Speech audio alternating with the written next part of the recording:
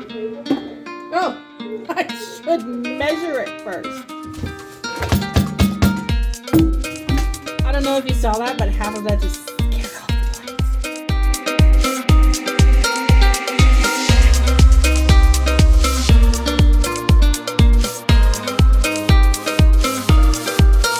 Hi guys, Melissa here with Steadfast Farm. Welcome back to the channel. I have not been around making videos for a very long time. Everything's fine. I have not been in a good space mentally. I'm working on that, and part of being in that space has really removed my creative spark.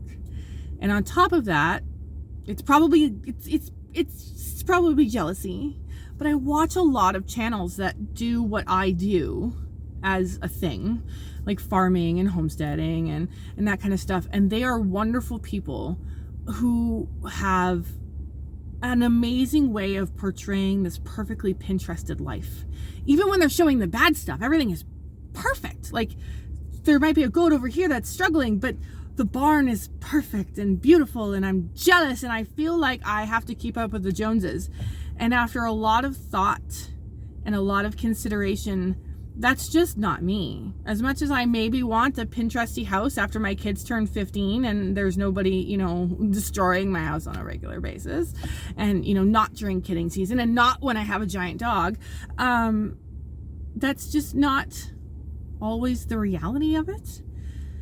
And so I decided to come back with my first episode being an episode of what I'm going to call Dispinterested episodes. Where it's just kind of me doing things that look really good on Pinterest, but the reality of it is in my world, they are just what they are. And I'm hoping that it will allow people to feel like, well, she can do it in that debacle, so can I.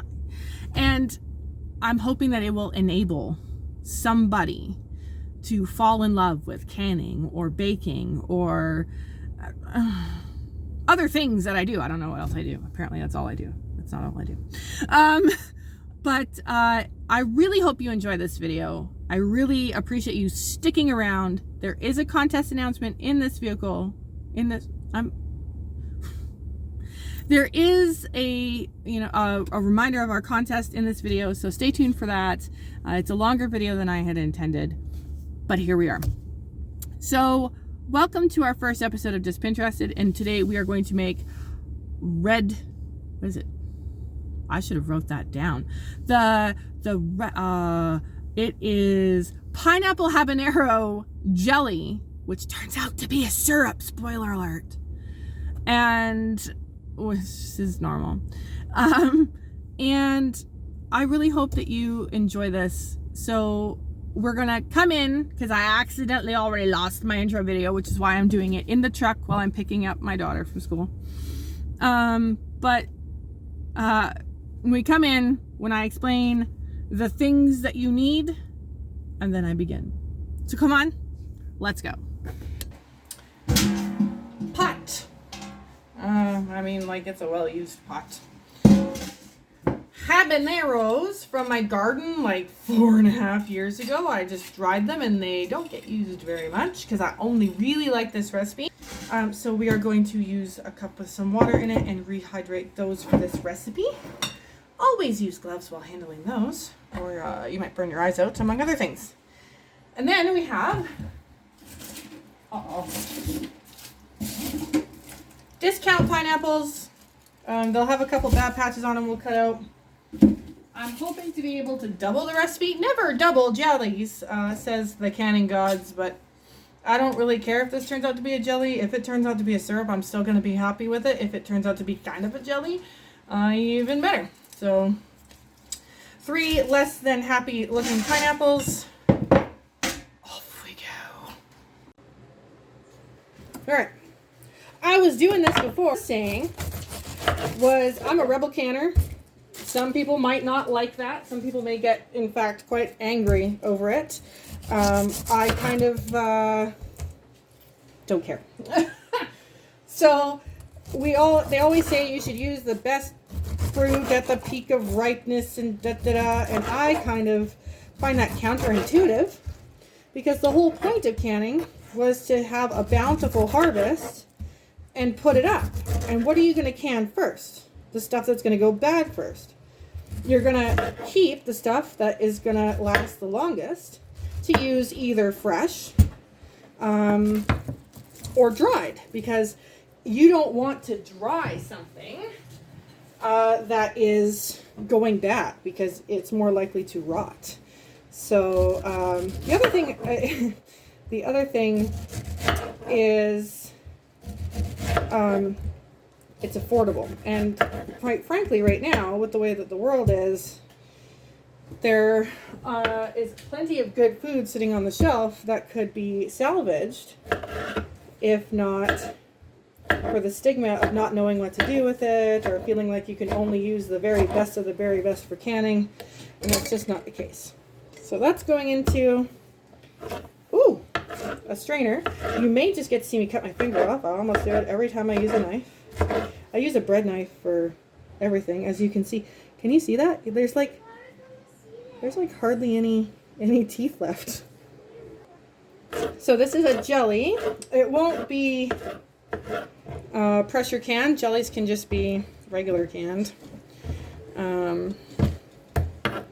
In fact, overseas, so if you're tuning in from, not North America, a lot of people who do jellies don't even can their jellies. They just pour it in hot jars, hot lids, hot product, boom, it seals. I like to can them out. I find a better seal rate. That's the only reason why. I used to be afraid, and I'm just not afraid anymore. When I found out that it was really only North America that cans the way that North America cans, I was like, okay, we good. So now I'm not saying that you should be willy-nilly. Canning does require a bit of care. But there is plenty of evidence that we in North America are not the only way of getting things done. Oh, shoot. Glass. Water. You can use distilled, anything. Tap water, if your tap water is good. If it's not good, like mine's not, please don't use it. Recipe calls for 1 to 3 orange habanero peppers finely chopped. Well, let's see what we've got here. Well, here's a little one, so we'll count that as half. 1. Oops, 2, 3. We'll do 4. Because I am hoping to double this recipe. But I like to share this recipe. It looks beautiful in jars, and so not everybody likes that. Hey, pro tip, wear gloves. I'll regret this in the morning. The acid in pineapple will just like tear apart your cuticles and your fingers. And it's quite hard to fathom just how much that hurts. Orange bell pepper. This really is just for color. I am running out of bucket space, so we're just gonna have to make a mess. That's my life. And these are supposed to be finely chopped as well. And I'm going to cut up both of the ones I have. I probably will not need it, but I can just throw the rest of the peppers into like a stew or a soup or something. So it's not going to hurt me to do it. And this stuff can go directly into our pot.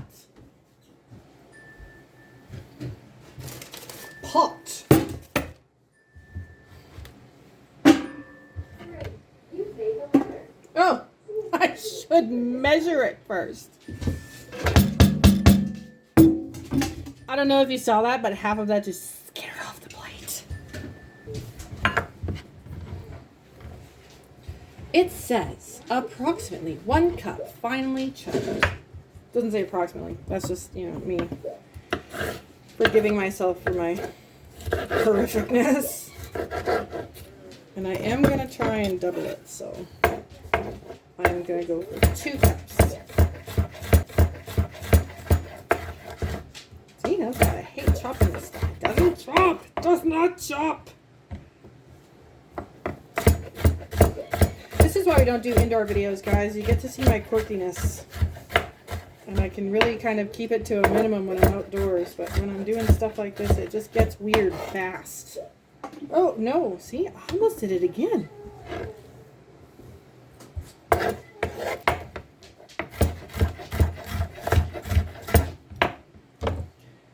Finely chopped. Like, seriously. This is why I don't have a cooking show.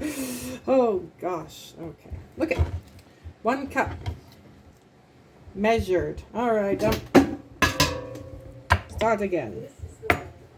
The reason why I'm doubling this recipe, for the most part, aside from I really like it, and we use a lot of it, on chicken is our favorite thing, and frankly, if I was a cheese connoisseur, it would be all over cheese.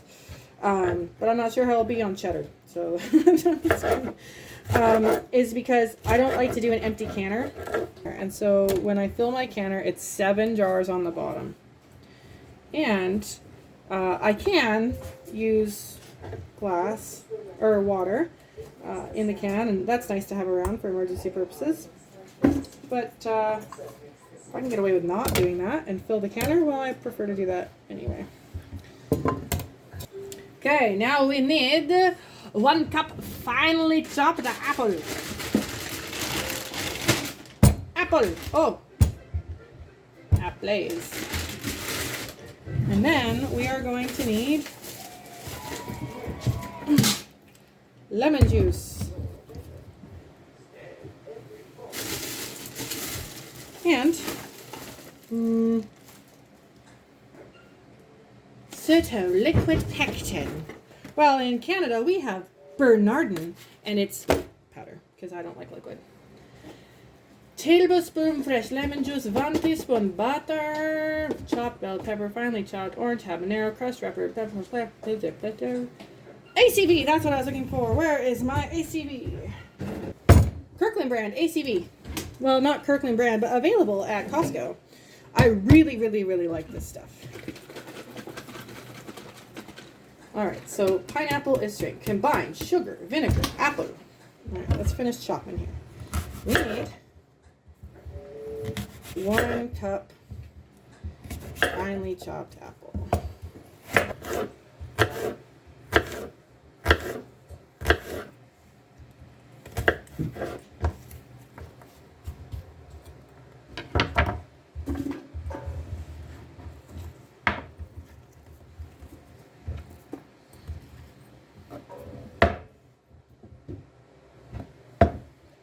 Yeah, these are kind of flexi-bendy.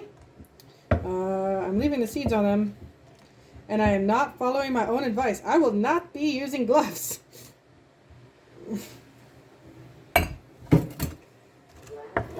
And we are just going to, because they will get a bit more moist as we go here. You can smell them too. They have that deep aroma that burns your nose, but they're so good. Alright, so now we have all these little rippy bits. We're just going to toss those in there. So now we need to combine the sugar, which is 10 cups! 10. Goodness gracious, 10 cups. Alright, Redmond. Or red, whatever, this is the brand I have. Not a paid advertisement. 1. 2. This is also no sugar pectin. Oh, oh God. 3. Alright, that's irrelevant.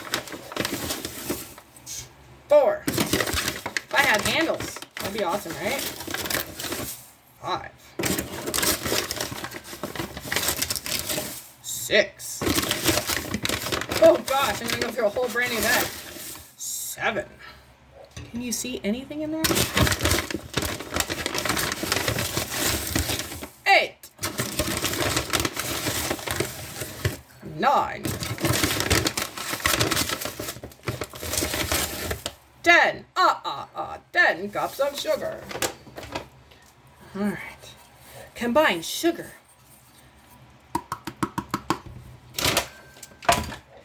Apple cider vinegar. 1 cup. Since we're doubling, we're going to do 2 cups. 2 cups. 1 cup. 2 cups. Apple, check. Bell pepper, check. Habanero, check. Pepper flakes.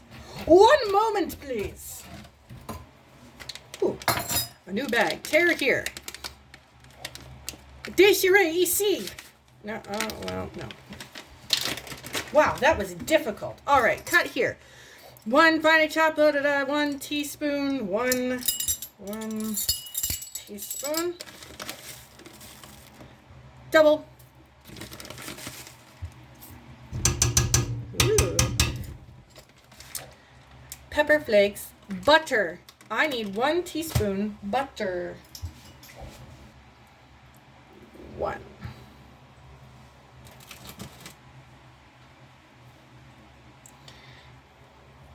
2 teaspoon butter.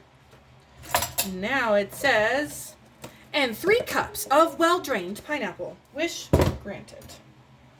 I should probably chop this a bit more. 1. 2.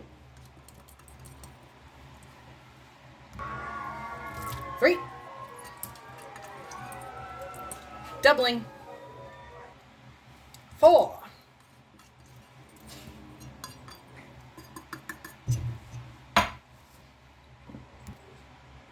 5.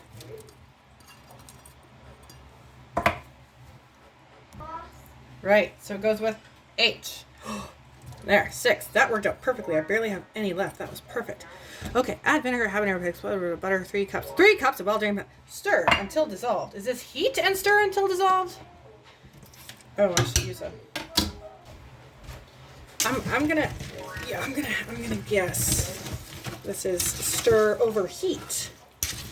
Either I didn't write the instructions down very good, or they were very non-specific. Oh, that smells so good. All right, let's go get that on some heat here. This spoon is not gonna last. Not gonna last. Okay, I want to show you what is not a full rolling boil. See how this seems really rolly? As though you're like, oh, look, a rolling boil. But watch. It can be stirred down. Ooh, steamy. And so when you stir, it stops doing that. That is not a full rolling boil. Now we're going to get steamy here, but this is a full rolling boil. See, as I'm stirring, that boil is not going away. So I'm going to set my timer for 10 minutes as per recipe. And I'm going to turn it down a little bit so it doesn't overflow, because it will bubble right up. Okay, so we're just reaching the 1 minute timer here. It's going to go off. It's gonna go off. So we're going to add our lemon juice to our pectin, and then that mixture to our mixture. All right, and my apple. This is 2 packets of Bernardin. No sugar needed pectin in this case. It calls for 2 tablespoons, and we're doubling. There's my alarm. Oops. There's 1, 2, 3. Oops. I added a bit more. Again, I don't care. I'm going to take a fork. I'm just going to stir this up a bit.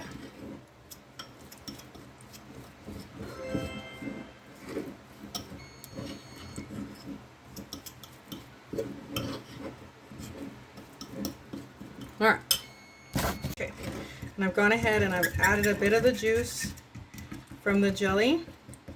And what we're going to do is we're going to make sure there's no lumps in here. I don't remember who I learned this from. But they said it helps make an easier or a more fluid or predictable set in your jelly. And so I've done it now for a while. I don't know. It might not be true, but it's kind of like my mom used to cut the ends off of cucumbers and rub the left end on the right end and the right end on the left end, and I to this day don't know why. She said something about acidity, but I know people who cut their cucumbers without that and they don't have acidic ones. And this will set if I take too long. So my burner is in the back and it's still going. I'm going to mix that fork here just so that I don't lose that heat off that burner. And then I'm going to dump that in. Just going to dump that in. Okay, and now we're going to push it back onto this burner here and hit it with some heat and stir it. And we're going to mix it until it's back at that full rolling boil again that you can't stir down. And then we'll time it for a minute. Alright, so these jars are piping hot. Oh, the rings and lids are not.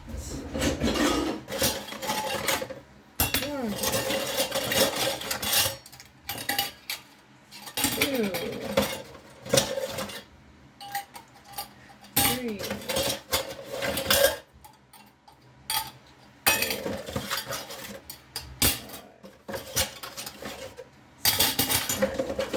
now these have all been rinsed prior. Don't panic.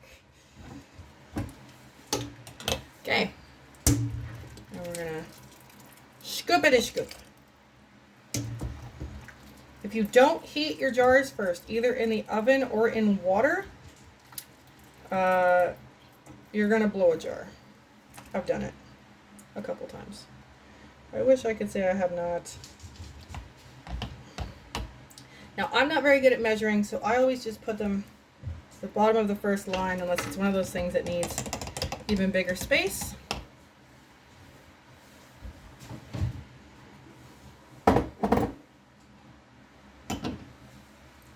And then we're just going to take this, tap it down, throw a ring on. And the reason why I'm not heating these lids is because I will, once these have set, because I'm on a time crunch here, I'm going to leave them to cool down, and then I will put them all in a cold canner and heat them all up, and they will sterilize in that process along with the jars. Now, if they were hot rings and hot lids and I put this on, I could just leave them. Again, that's controversial rubble canning in North America, but you could just let them seal and move on with your day.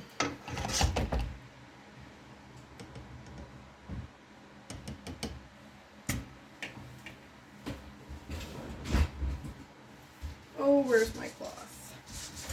You also need to wipe your jars, so that other one probably will not seal. Oh well, it gets eaten first. Ouch. Oh, one of those. I have a couple jars that don't like the rings. So I get an old ring. And we don't have that problem.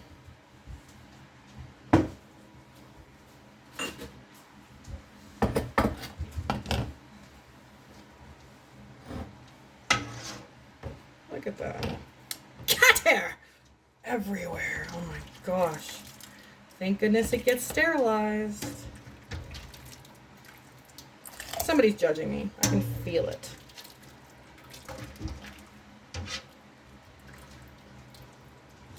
Oh my goodness. I wish you could smell this. It smells so good. In theory, this should make 3 or 6 jars as a doubled recipe. And again, because I doubled it with pectin, you are probably not going to be able to rely on it to set as well. I did bring 7 jars. Look at me go. 6.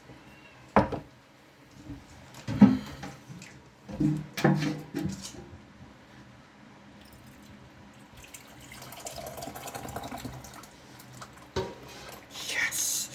Yes! Oh, I love when everything goes as planned.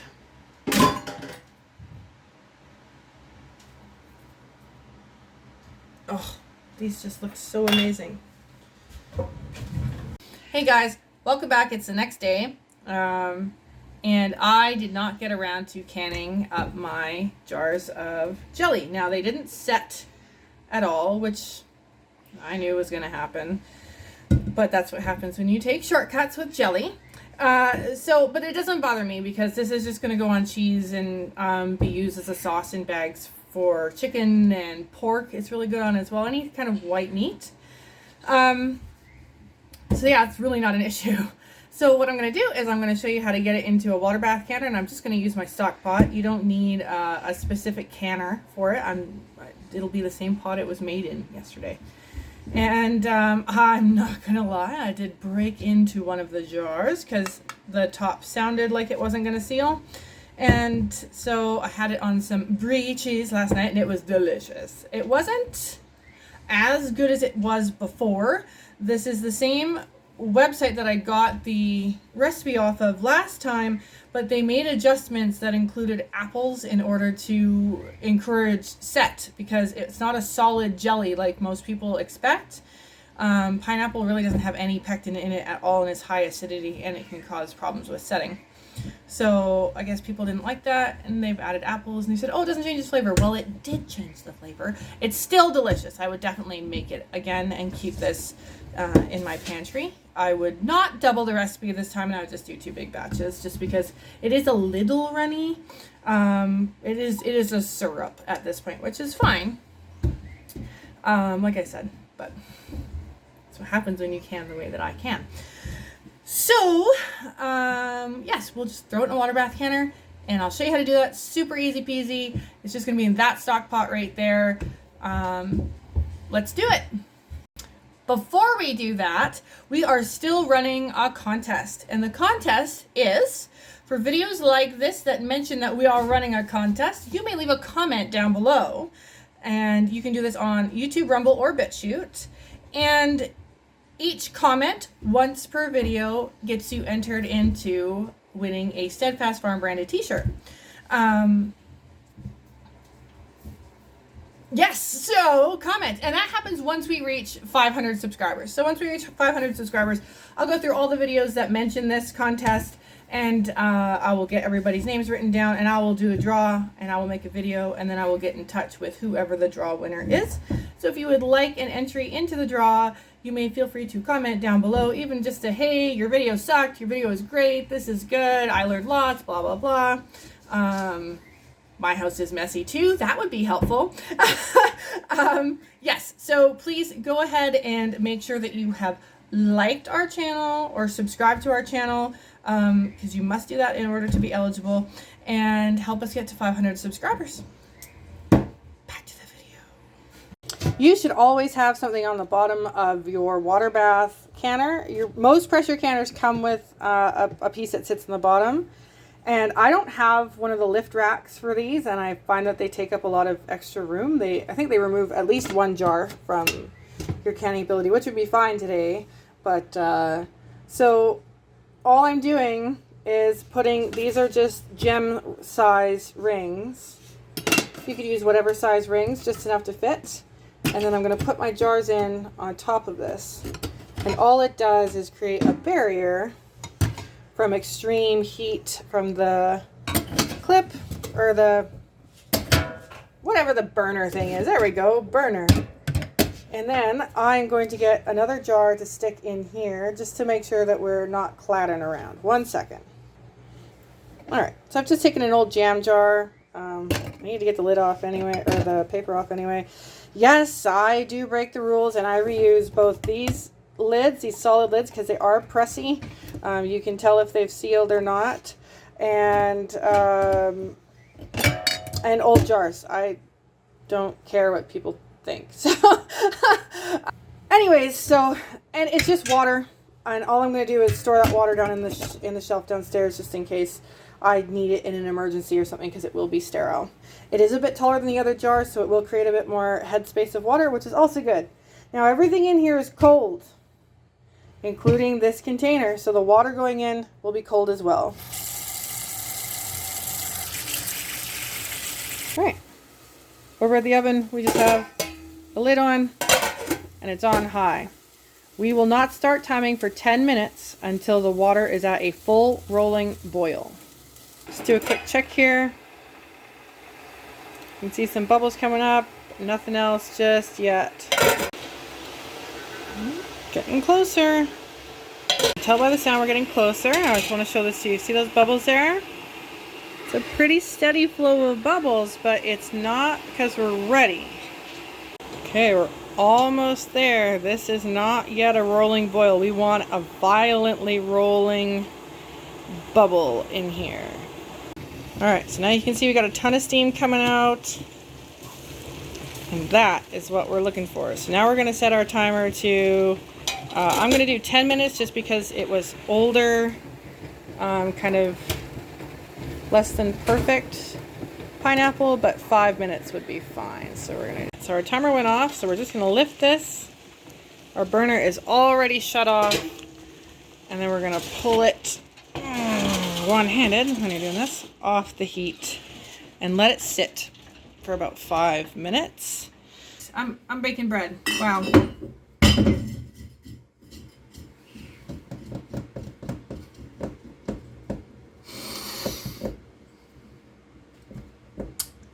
Anyways, I'm baking bread. That just happened. If any, I have a kitten climbing my leg. Oh Lord, there's nothing wrong with it. It just thinks it's hungrier than it is. Oh, I know. Please take one. That's a whole other video. Anyways, so what you would do normally if you have those pinchy things that lift stuff out without dropping them, a jar lifter, it's actually a thing, which I do not. You would lift those out, place them on a towel, just on your shelf, or on a shelf, you could, on a counter, and cover them with another towel so that they can hold in and use as much heat as possible. I'm not gonna do that. I'm gonna leave them on that stove until they cool down. That's what I do. But what I am gonna do is I'm gonna just show you a simple serving as to how I love cheese. My double chin should tell you that I love cheese. And I'm not sorry. This is not homemade cheese. It is Presidente cheese, and it's brie. I never understood why my mom loved brie, and then I got some one day just by accident and found out, well, my mom loved brie. So I'm just going to show you how I love to eat this, not including on poultry. All right, I am doing my sourdough at the same time, which there'll be a video next week on, so that's why that's there. These are my beautiful plates with doughs that have antlers, which drives me insane. So I'm just going to take this brie cheese. If you've never had brie cheese, it's kind of it's a creamy textured cheese. Oh, wrong knife. It's got a creamy texture to it, and it has a hard crust on it. That crust is edible. Some people like it, some people don't. I don't mind it. So I am just going to, as you can see how much I like cheese. Just cut it. These are really good heated up, like if you could warm this up first. But I'm not going to do that. It makes it kind of melty and a little gummy, to be honest. Though it's really good mixed with another cheese on a sandwich. And then here's my jar I opened last night.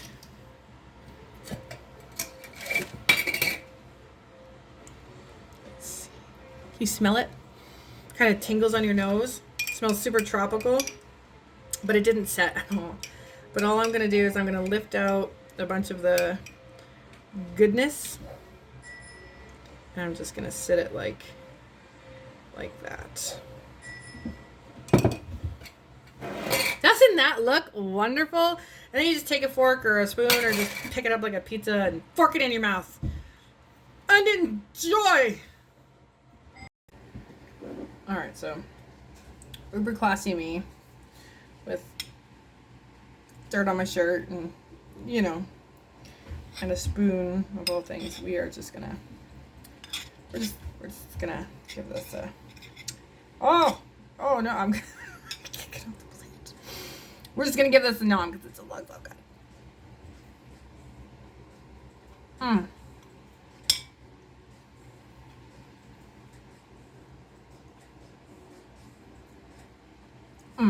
That's my review. It's sweet. It's spicy. Honestly, I could have done a bit more spice in it. With the apple makes it quite a bit sweeter. You don't really taste the apple. It is there. So if you're not a fan of apples, I'd say skip I'd probably substitute half the apple next time. I understand the point of it. It also gives a bit more density to it too, because like I can identify pieces of apple in here. But it is just so good. And I mean, depending on who you ask, it's not going to be great for you. Frankly, we eat mostly keto here. So the fat and protein and cheese is kind of par for the course. But anyway, I'm going to put that down. Thank you so much for tuning in with me and sticking with me for this video. It's actually really nice to be back and to feel a creative spark again and to feel a drive to maybe be able to bring people into at least some of the stuff that I do, because it has really changed my life for the better. Learning how to can has been one of the greatest things and one of the best things for providing for the home. And I think people who really want to homestead but they don't have a farm feel like they can't homestead, but you so can. It's techniques like making cheese, which I don't have. I would like to. Maybe you guys can join me this year when I try to figure that out.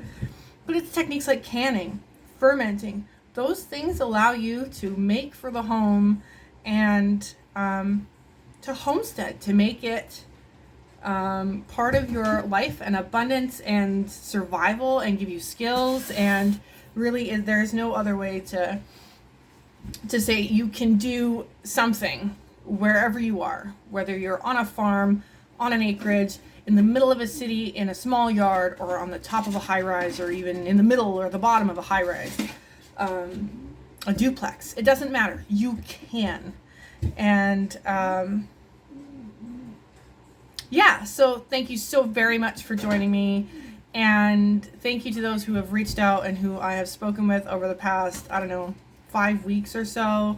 And thank you to my friends and my husband for kind of encouraging me to keep going.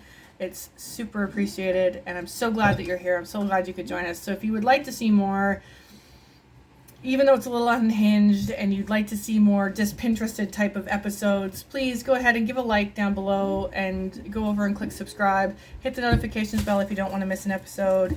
And I really look forward to seeing you on the next one, which will be another just Pinterested episode around sourdough bread. Bye.